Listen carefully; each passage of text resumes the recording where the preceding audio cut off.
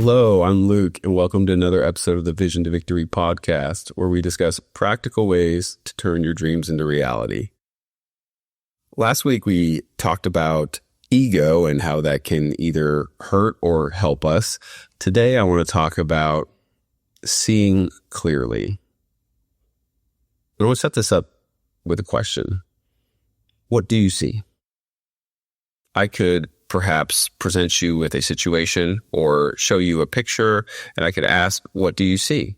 And I could do that for 10 different people, 100 different people, and I would get 10, 100 different answers, perhaps with some overlap, of course, but everybody would have their own take on what it is that they're looking at.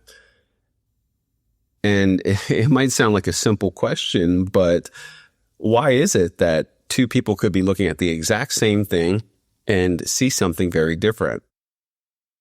And my hope is to unpack this with the goal of helping us recognize what's going on, not only in a situation, but in a relationship or in business. This is a life skill, is seeing clearly. And unfortunately, I think it's not a lot of people have developed this skill. And if you haven't developed it, then you're probably not aware that you need to develop it. So hopefully this will be helpful. Best-selling author David Brooks wrote this about seeing, about this very topic. He said, many of us see through the filter of our fear, insecurity, or narcissism. Quick side note. I'm not a fan of how words like narcissism, or I can name several others, that kind of get co-opted and generalized. So it's like if someone, we think someone's a terrible person, we just call them a narcissist without any consideration of what that actually means. And so I just want to give a little bullet here. So for the purpose of this, I want to provide a hopefully an accurate definition, or at least a working definition of narcissism. And it's this: self-centeredness arising from a failure to distinguish self from external objects or situations. Meaning simply, we think that everything is related to us or our perspective on things or our feelings, any of that. And that keeps us from seeing things as they are, but rather we see them through our own lens, or we kind of project our own experiences and feelings, thoughts, all those things on a situation. So again, I want to read David's quote here.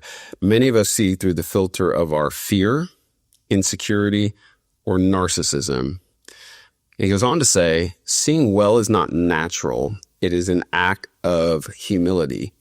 It means getting your own self, your own needs and wishes out of the way so that you can see the thing you're looking at as itself and not as a mirror of your own interests. So that's exactly what I was getting at. And again, we talked some about this with ego, but we project, as he says, our own fears, insecurities, or narcissism, thinking that it's somehow related to us and how we think or process our own experience. And oftentimes, that is really not the case. In fact, I would say most of the time, all the things in the world are not necessarily related to you specifically. Now, not to discount other things that we've talked about as far as interdependence and how we all are, in this together in a way that we help each other and all that. That's not what I'm talking about. I think we've all been in situations where we assume, usually subconsciously until you arrive at a certain level of maturity where you realize what's going on, but subconsciously we assume that people see things the same way we do. It seems obvious because that's just the way that we see it. And so surely everyone else must be seeing the same thing. And the more you go through life, the more you realize that that is simply not the case. So how can we see clearly? What are some of the ways that we can ensure that we are objective and clear in our perception of things? And the first one I want to talk about is pattern recognition. So let me lay it out this way. What can appear to be chaotic or random to the untrained eye can easily be broken down into clear patterns by a pro. And there are many, many examples of this. But if you have ever undertaken learning a new skill, whether it's a sport or a musical instrument, maybe a language, whatever it is. When you first start, everything doesn't make sense. It's just kind of a jumble of, whether maybe music is a good example, whether it's a jumble of notes or keys or strings, whatever. And there's no sense to be made of it because you don't have a framework to make sense of it. But the more you learn and the better you understand what's going on, it becomes much easier to make sense of things and to identify patterns and to just realize what's going on and how things fit together, all of those things. And again, the same would be true in sports. It's the more you do something and the better you get and the more you learn, then your level of detail and detail of understanding increases significantly. So maybe hitting a golf club would be a good example. If you've never hit a golf ball before, first time you try it, it's a win if you even just make contact with the ball, right? Like that's kind of the goal. But let's say you take a bunch of golf lessons and you give it several years and you're playing as often as you can. Not only will you be able to hit the golf ball, but you'll notice little nuances of, okay, I maybe swung a little too fast. I didn't get my hips around or whatever it is. And again, I'm using golf as an example. This applies to literally everything in life. But you become more aware of all of the little contributing factors to what creates a good golf shot. And what's so interesting is there's so many areas of life where we have not done the work to develop the expertise of recognizing what's going on. And I would say that even much more important than a musical instrument or a sport, we need to recognize patterns in our lives and in kind of all of the components that make up our lives, and certainly patterns in our own thinking and how we process. It's so critical to get to that, quote, pro level where we can quickly identify what's actually happening in any given situation without projecting our own, again, fear, insecurity, narcissism, thinking it's about us, or, any number of other things, but to rather be able to see things as they actually are. So, again, pattern recognition, critically important. What is happening to lead to this result?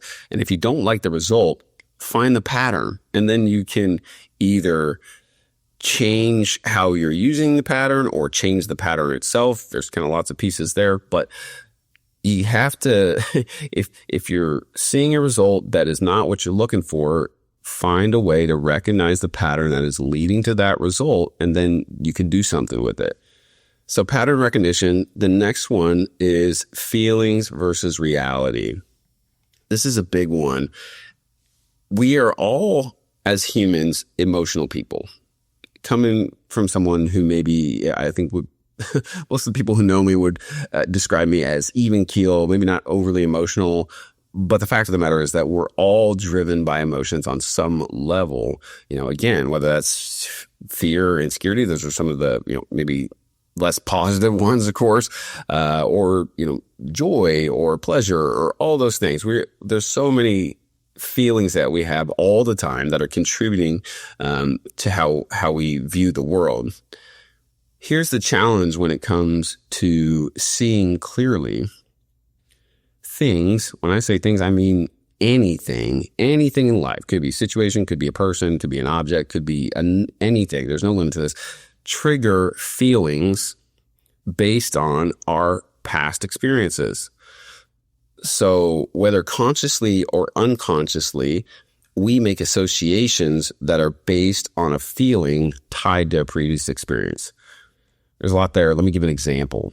So let's say you experience trauma. Maybe you have experienced abuse, physical, verbal, whatever it is, which is, of course, a terrible thing. And there are things, if you maybe are a child, let's say, where you experience abuse, that you will kind of hardwire protections into how you navigate life, learning that this person, for sure, the person doing the abuse, or maybe you make a generalization in your underdeveloped mind that people in general are not safe. And while that serves you in that moment, because it will, drive you to protect yourself from that situation or that person, when that stuff doesn't get resolved, then it bleeds in to our adult life. And the fact of the matter is we can all get healing from anything, but we still have the triggers, and we have to learn how to navigate and distinguish what's happening when we're triggered by something. So again, with the example of abuse, let's say that happens at a young age. You go through life. Now, life is good, but you meet somebody who subconsciously, maybe you don't even realize it, reminds you of that person. You will naturally think or develop a negative opinion of them if you're not careful. This is just a lot of research behind this, that we really do associate with feelings, again, based on past experience. And again, while there might be good reason, certainly there was good reason for that. If you're in an abusive situation, you need to find a way to protect yourself against someone. But if that causes you to see somebody in an inaccurate light, obviously you want to be aware of that. And so it's so critical to be able to distinguish, is this what's happening, or is this, what this thing really is, or is this how this person really is, or is this a feeling I'm having? And just being aware of what you're feeling in the moment can help you determine that. Now, there's more to it than that, but that's the starting point is realizing where your triggers are, particularly the ones that you can identify they happen often, or are the consequences of those triggers, if you're not aware of them, are significant. So again, in the example of, maybe you view people as dangerous because of, a terrible situation you had. That's a natural response. But as we grow and mature, we of course want to be able to distinguish, between, okay, this is triggering a feeling based off my childhood or whenever it was. And I want to be able to observe this person in front of me now from an objective standpoint. I want to take them as I find them, not through an old lens that is not relevant to where I'm at today. So very important to be able to identify our feelings and hopefully maybe compare them objectively as best you can. Get out of yourself. Once you identify the feeling, you can trace it back to maybe where that might be coming from and determine if that is related to the person, situation, thing in front of you, or if that is something outside of all of that. And from there, you can move forward. So we've got pattern recognition, we've got feelings versus reality.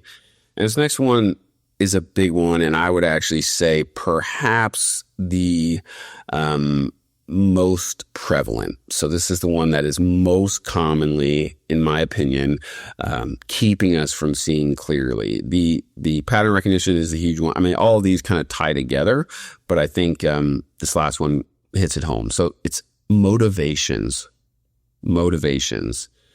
You could perhaps substitute intentions there as well, but I would say motivations makes a little more sense in that it's kind of what's driving us. And this can be any number of things. Motivation is, again, another one of those words that gets misused or overused or overgeneralized. as some sort of like motivation in terms of being motivational, like a motivational speaker. But for the context of what we're talking about, motivations are simply the things that are why we do what we do. Oftentimes they are subconscious. We don't necessarily realize that we have these motivations. And when it comes to how we see and perceive things, motivation is a huge contributor. And here it is. Oftentimes, our biggest motivation isn't to find the truth. Sorry to break it to you. All those times where you just really wanted to be right, you maybe weren't actually seeking truth or the facts. Or maybe you were, and you just didn't arrive there because you had this other motivation of, well, I said this and I want to make sure I'm right. So I'm going to find everything to collect to defend that and ignore everything that would contradict my original thought. Right. So I'm saying this in the third person, but I can relate to this. I've been here many times in my own life, right, where I had an opinion. We've talked a ton about this. I'm not going to belabor it, but you have an opinion and you feel strongly about it. There's some blinking red lights, if you will, that are telling you, hey, maybe you need to rethink that. And you don't, you dig your heels in and you end up being wrong. So the motivation there is not to actually find the truth. So we have some other motivations, by the way, that are a little less nefarious than being right, but it could be acceptance. We are social creatures and we love to be accepted, and we want to fit in some, or feel loved or validated or any of those things. And so sometimes those are obviously good and natural motivations. But maybe we would associate with people for the sake of feeling accepted or validated and align ourselves with their beliefs and thought processes without actually giving a sufficient level of scrutiny to them where we would maybe not agree with them. We kind of gloss over them so that we can feel accepted or validated, some version of that.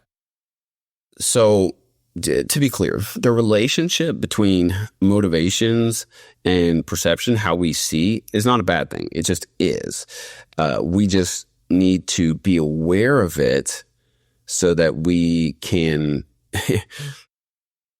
navigate things well. And we don't want to make decisions or take action or relate to people, communicate, whatever it is, when we think we're doing all those things based on facts, when really we're doing it based on our own motivations and trying to fit the facts to fit what we're trying to, communicate, say, accomplish, whatever it is. And this is such a critical skill to be able to identify the difference. And it becomes problematic when we don't see that, or when we don't realize that we're seeing through the lens of our motivations and we think we're seeing clearly. And this happens so often. Again, we mistake our projection as fact. Here's a good example of this. Let's say you're in the market for a new car. People have heard me talk about this example or something similar. And, let's say you're looking for a Toyota Camry and you've been looking online for several days. All of a sudden you start seeing Toyota Camrys everywhere. And maybe you go home and your significant other's there and you say, babe, I saw 12 Toyota Camrys today out on the road. Is everybody driving Toyota Camry? Obviously many more people are driving Toyota Camrys now. And maybe your spouse says, babe, I don't actually think that a bunch of people just went out and bought Toyota Camrys. And maybe you say, no, I know what I saw. And by the way, you would be right in saying that you did see or notice those Toyota Camrys, but the interpretation that because you noticed them, that that many more people must have just bought Toyota Camrys or are driving them is obviously not accurate. That's not accurate. Even if that were true, those wouldn't be accurate dots to connect. The fact is you noticed a bunch of Toyota Camrys, which is directly related to your motivation to purchase one. And so you've been thinking about it, you've been looking at it, and so of course you will notice it. This is true of so many things in life, some good and some negative, but it lends weight to the you will find what you're looking for. Kind of a side note there, but it's so important to, again, it's easy in that scenario. You could feel very strongly like, no, I know what I saw. And again, you'd be right in what you saw. It's simply your interpretation that is inaccurate or is not a fact. And this happens all the time in communication. This happens all the time in relationships where, we all have our lens that we're looking through, our motivations, whatever the case is, feelings versus reality or some past experience that we're relating to the current situation. And we mistake our interpretation of the facts for the facts. So helpful to realize this and to be able to, in a situation, identify and inventory your own feelings, motivations. Like, what am I trying to get out of this situation? And as I always like to do, I like to always bring this back to how we relate to our identity. Meaning, I talked about this some last week as well, that what we anchor to as our identity has a significant impact on our motivations. So if, again, my motivation is to find the truth, that's very different than if my motivation is to try to be right. And what's interesting is to maybe an untrained ear, those sound very similar. Yeah, you want to find what's true or you want to find what's right, but they're not the same. Wanting to be right is simply that's not even an accurate way to say it, but we throw that around. Wanting to be right, a better way to say that would be is we want to appear right. We want to win an argument would be a more accurate way to say that, as opposed to actually anchoring to our identity of I'm somebody who seeks the truth, even if it contradicts something I believed previously, because I am the kind of person who has the humility to learn and grow and develop and am much more concerned about that than about holding on to some opinion or belief that I had. And the more you realize that we all make mistakes, you've been wrong many times, I've been wrong many times, and you stop anchoring to, the need to look a certain way or be perceived a certain way, which some of that is totally normal, of course, and we never get all the way away from that. But there's definitely a hierarchy of priorities in life that hopefully as you grow and mature, they get in the appropriate order. And one of them is right here with what motivates us, and it is directly tied to our identity. And so I just encourage everyone to have the courage to inventory your motivations, do it for a day, do it for a week, whatever the time period is. Be intentional. Today I'm going to pay attention to all of my interactions. I'm going to pay attention to my feelings and why I'm feeling what I'm feeling, what's triggering me to feel a certain way. Are there patterns that are leading to that feeling or my perception? What's motivating me? And is it impacting how I'm perceiving a situation? This is a practice thing. Again, just like the instrument, just like the sport, if you can learn to identify your motivations, and by the way, if you get really good at this, you start to be able to see it quickly in other people as well. We all have the same while our motivations may be different, they're all pulled from the same, sort of huge bucket of motivations. Like you could put a bunch of different things in there, and we all have some collection of them, and there's overlap between virtually everybody in some areas. I believe that we all have a desire for love and acceptance. We all have a desire for connection, and there's lots of other ones, of course. But once you start to identify them in yourselves, it becomes much easier to identify them in others, which helps you communicate. Again, in communication and relationships, so much gets missed because of assumptions that are made, because I'm looking through my lens of motivation. I don't realize it. I think that this is just the way it is, that surely you see what I obviously see. And the problem with that is of course, you maybe are looking through a different lens.